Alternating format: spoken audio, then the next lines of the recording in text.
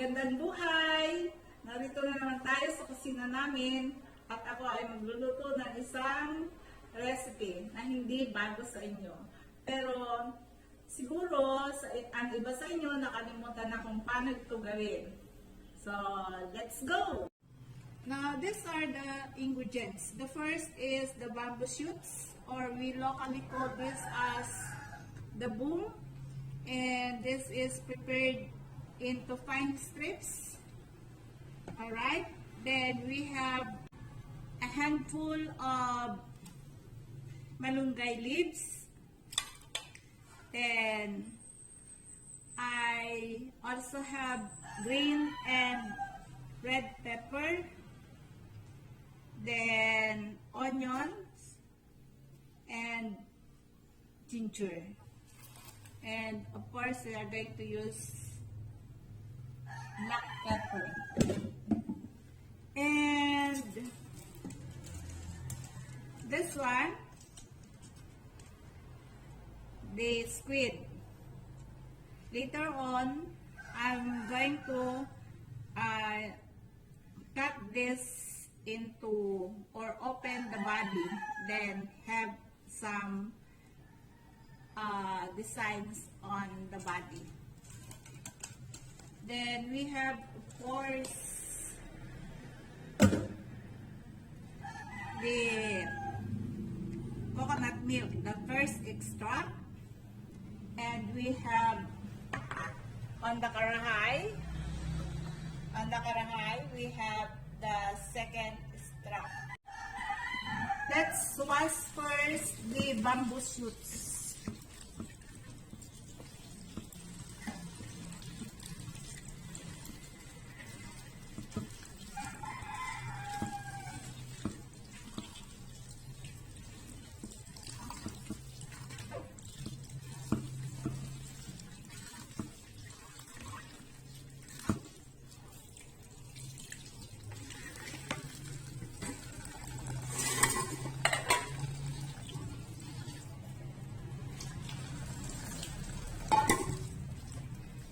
Then we squeeze to remove some of the water. Then place that here.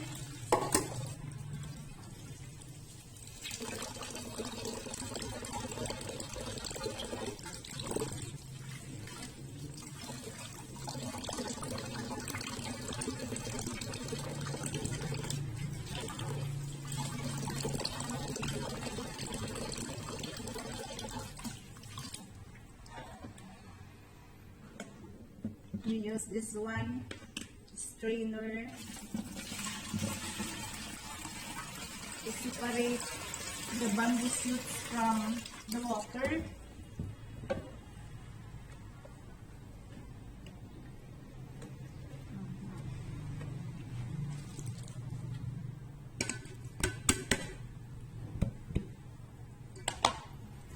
Then we add water.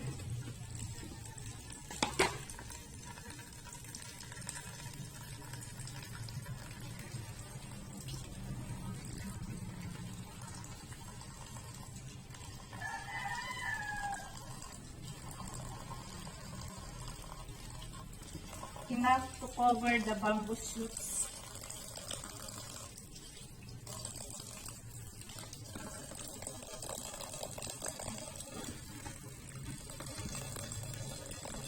Okay. So first we have to pre-boil this one. Why do we have to pre-boil the bamboo shoots? For us to remove the excess water and so that the bamboo shoots will become a little bit tender and to remove the bitter taste of the bamboo shoots. So that's the reason why we have to pre-boil. Alright, now while waiting for this to boil, then I have to prepare also the other ingredients.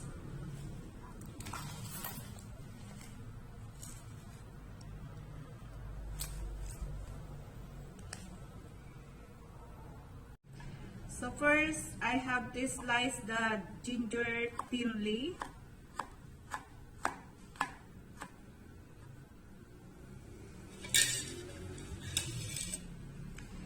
Then, removing the skin of the onion.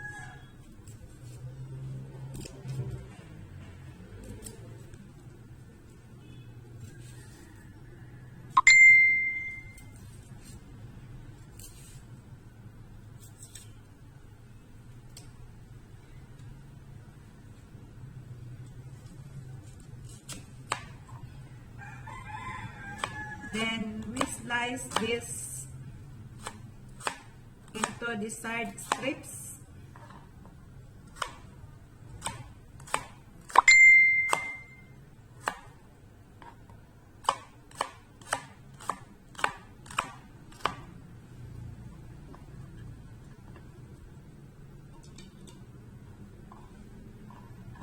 The other half of the onions will be placed here. Okay.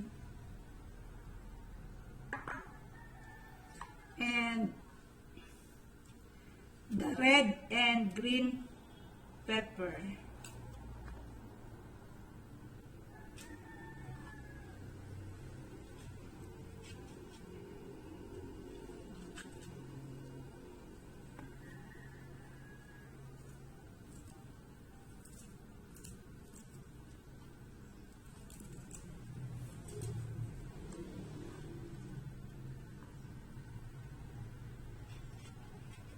So, I just use 3 pieces of the pepper, enough to make it a little bit hot.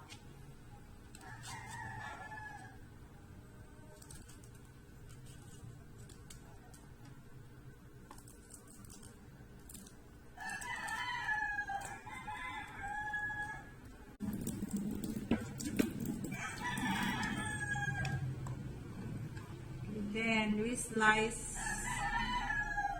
this one into strips also, slanting strips.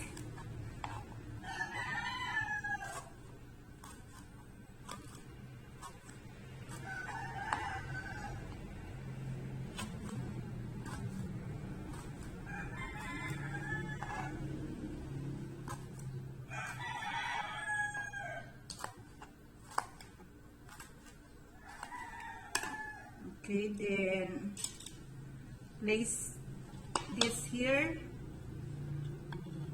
economizing the use of the utensils. Then we cut the body of the squid using a pair of scissors. For me, it's safer to use scissors in cutting the body of the shrimp.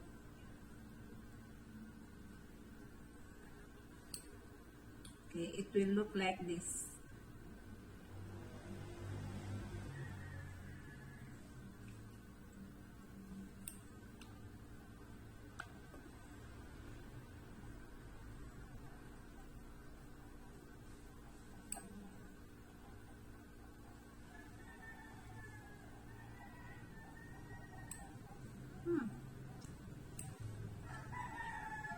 It's slippery.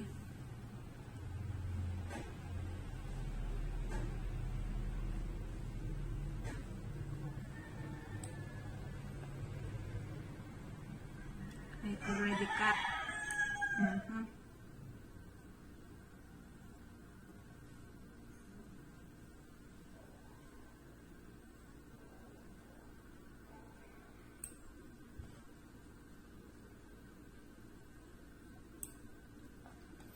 Alright, after opening the body of the shrimp, so after opening the body of the squid, we wash this again to remove the ink of the body of the squid. So it's boiling already. We put off the fire of the stove. Then we just let this cool first because it's hot to handle. Okay, let's start having a design. So we just be careful of handling the knife. I don't have a smaller knife. Okay. So this is it.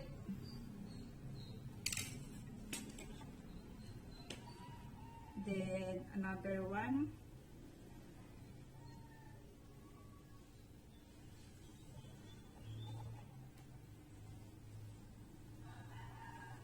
I should bake it faster so that I will finish ahead of time, the time allotted for me in the kitchen.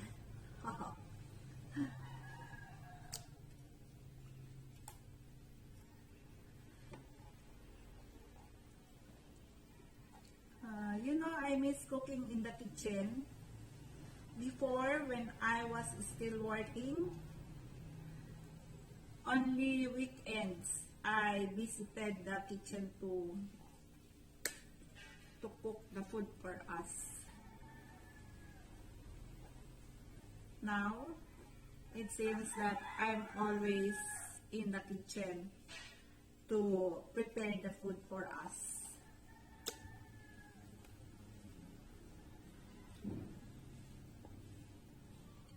It's still better or best for us to prepare our food rather than always buying in the restaurant or in fast food, because preparing our own food will give us savings. Course.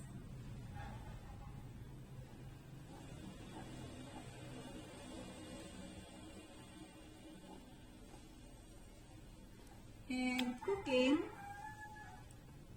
for me, or like me, is also one of our stress reliever. Diba mga mamsi? You just comment if cooking is not a stress reliever. For me, it is. Aside from you learn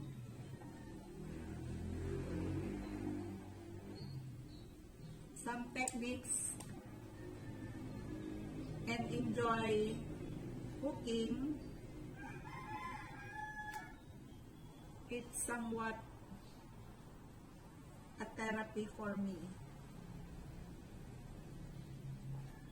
to remove stress and boredom.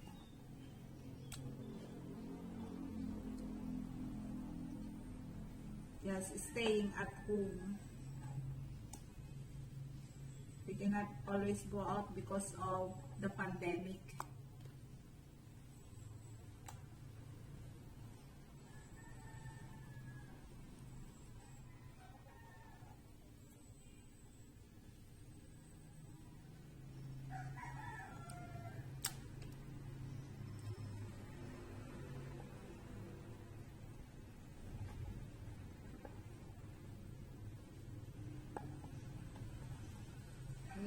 Only 3 more and I'm already done with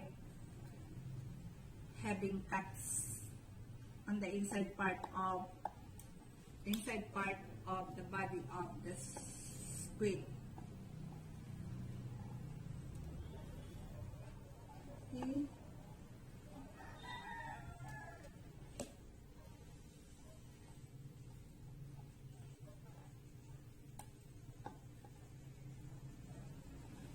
Okay, done. also clean the heads of the squid because I'm going to include this in cooking. So we have this now. The next thing is to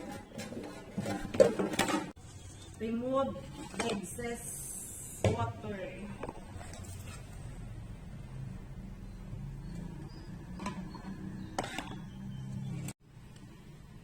So it's cool already. So I can squeeze now the bamboo shoots to remove some of the water.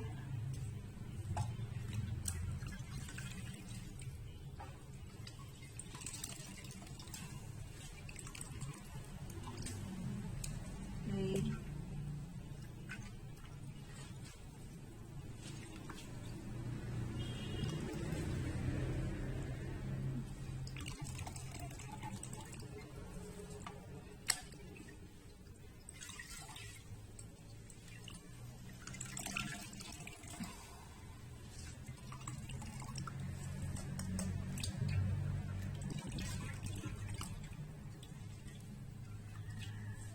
Then straining,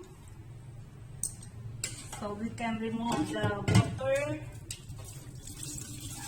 or separate the remaining bamboo shoots from the water. Okay, so here it is.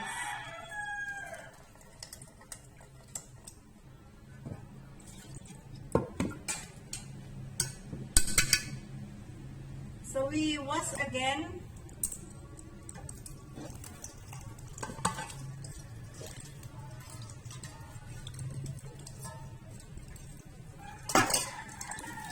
To ensure that the bitter taste of the bamboo shoots will be removed.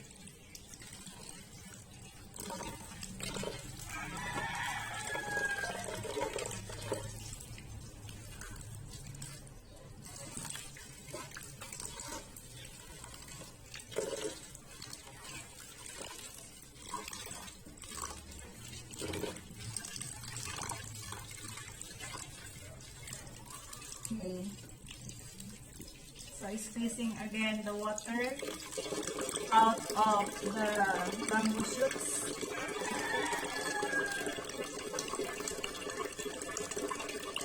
Ensuring that only little amount of water will be in the shoots.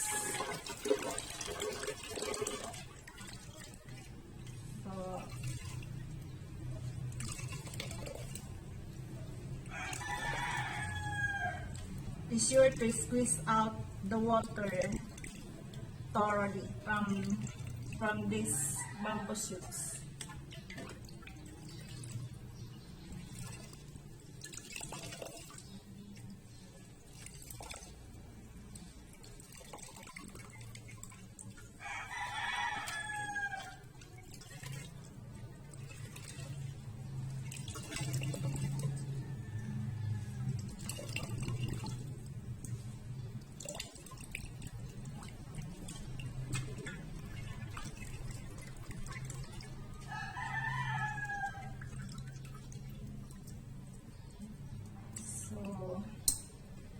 Straining again.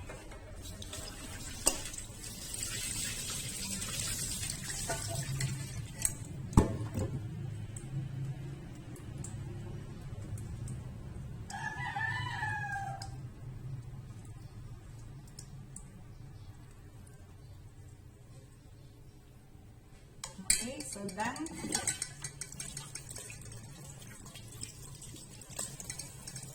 So I had added already the ginger and the onions, and we should constantly stir the coconut milk while waiting for it to simmer before adding the ingredients. Why do we have to stir from time to time the coconut milk while waiting for it to simmer? so that the coconut milk will not curdle or curdle. Okay.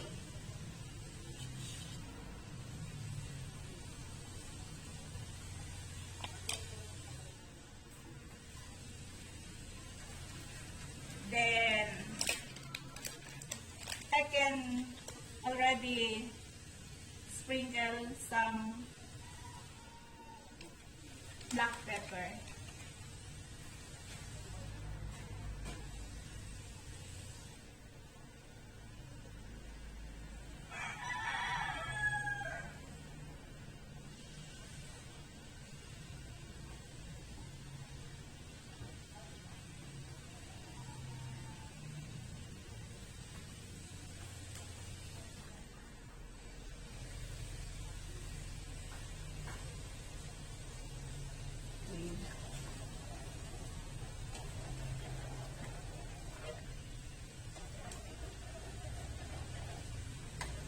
Kanta dito eh. Kaya lang, parehas kaliwete yung boses ko. So, hindi na lang ako kakanta.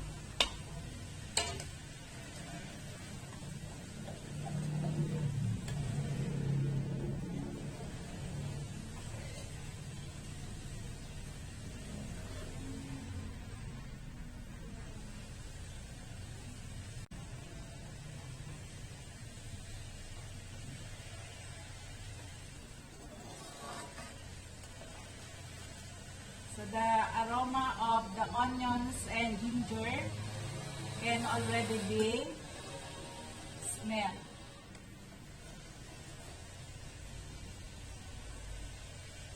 A little more boiling, or I mean simmering, then we can already add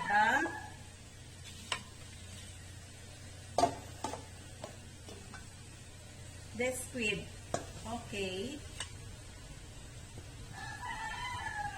Squid first. So, we'll give the squid a time to curl.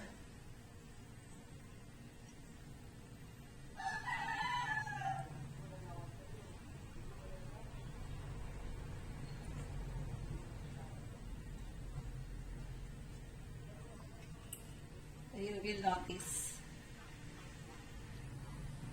that it's already curling.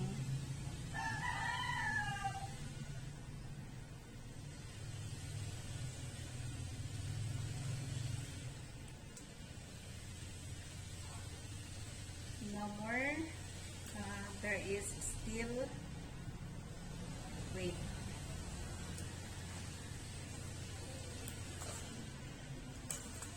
Okay. Then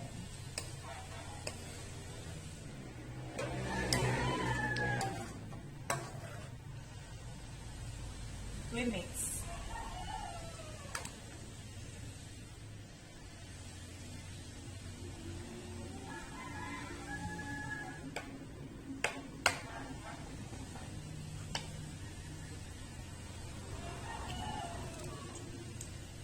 Then I can add now the heads of the squid.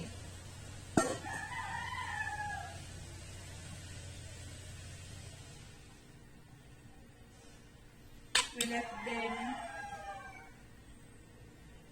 boil first.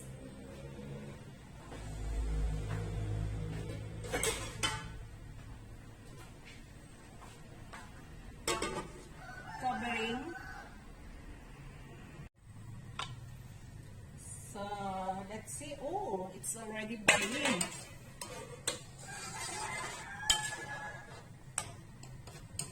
The color of the coconut milk becomes pinkish. Then shoots.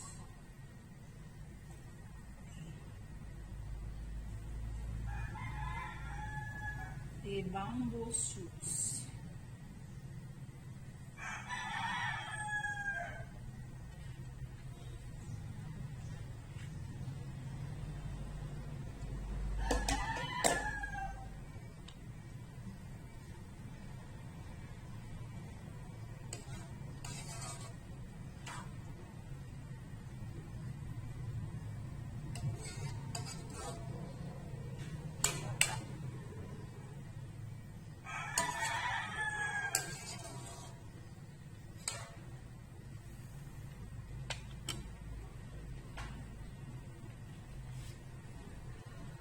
Now, during my college years, I have learned, or we classmates have learned from our instructors, that we should plant bamboos near the creek or swamp because it protects or prevents erosion.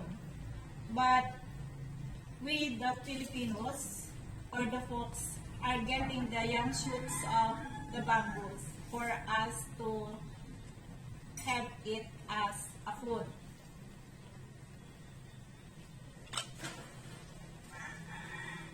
Because the shoots of the bamboo are said to be very delicious to eat.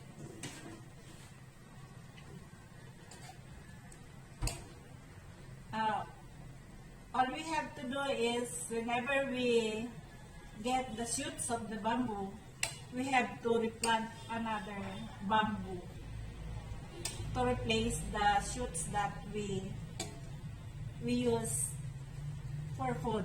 Ano ba yan? Ano yung boses ko ah?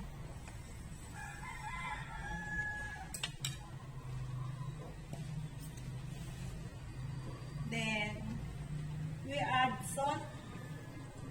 I nearly forgot to add the salt. Oh. Okay.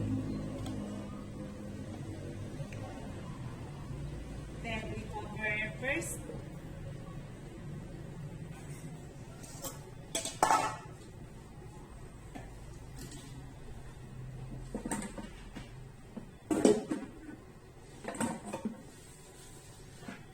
I wash first here while waiting for the coconut milk to boil.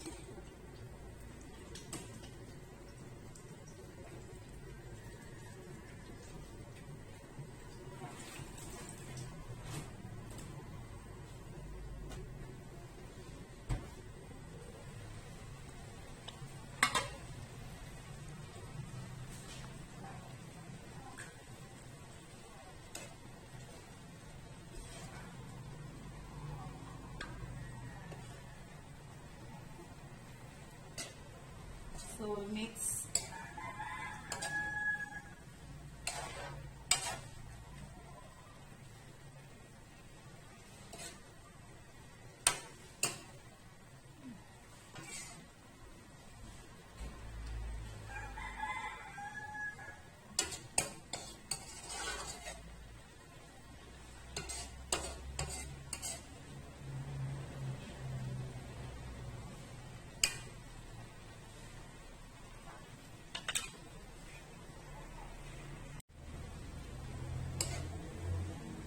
And we can add now the pepper.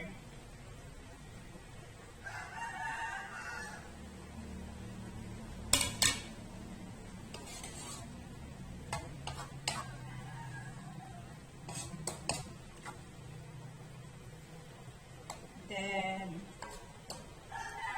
we taste.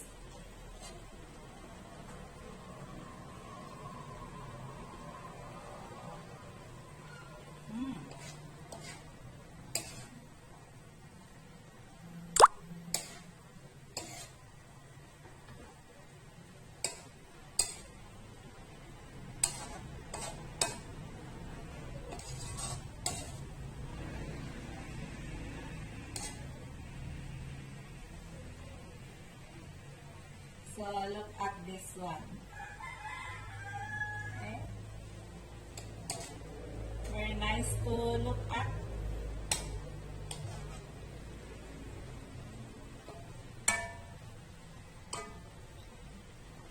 And a little more before adding the first extract of the milk, the coconut milk.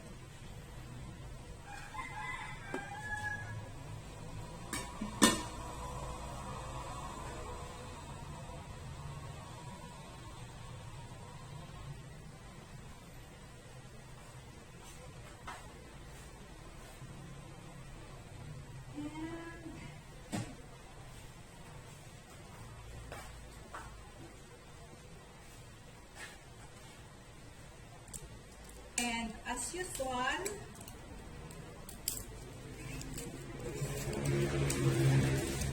I will prepare again the container.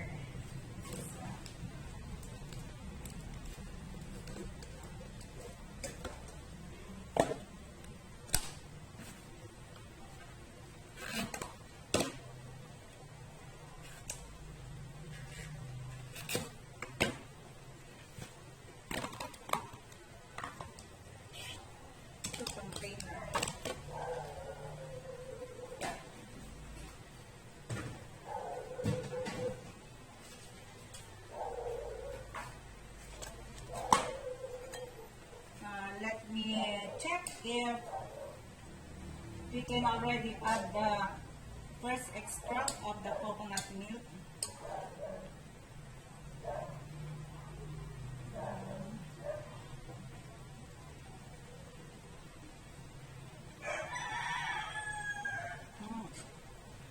Need to be cooked.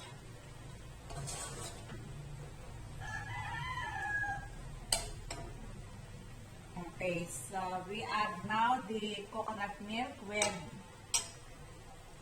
half of the onions in it.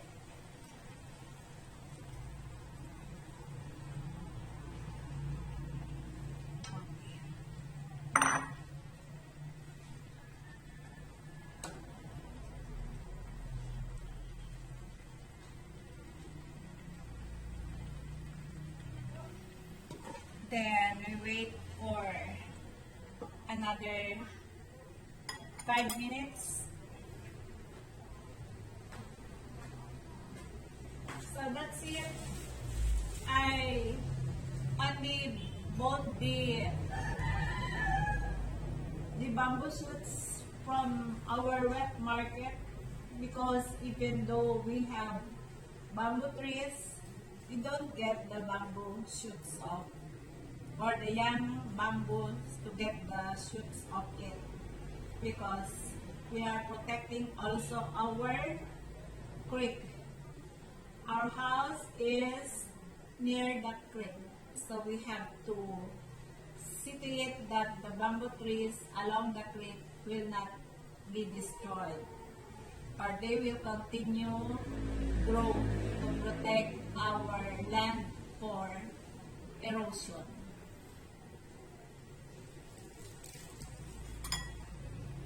Okay. Wow. Sarap. Let me taste first.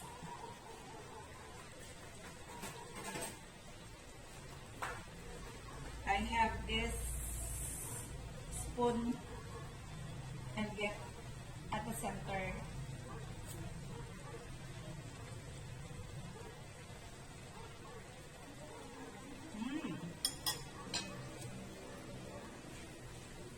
Needs a little more salt.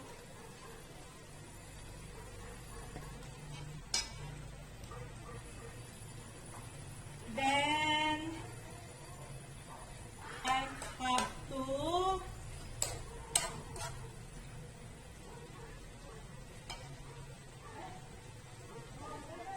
add now the malunggay leaves. I always add malunggay leaves every time I cook with coconut milk because aside from it adds more flavor, we can get vitamins A and other nutrients present in malunggay leaves that our body needs.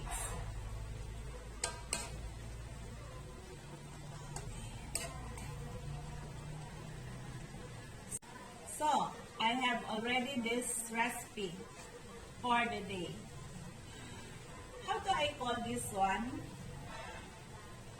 The boom? No.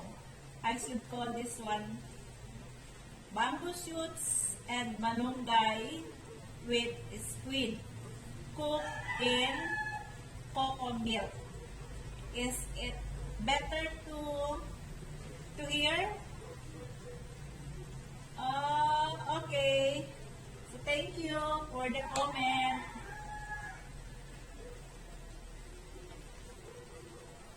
So, this is my recipe for the day. A nutritious one. See you next time. Hi.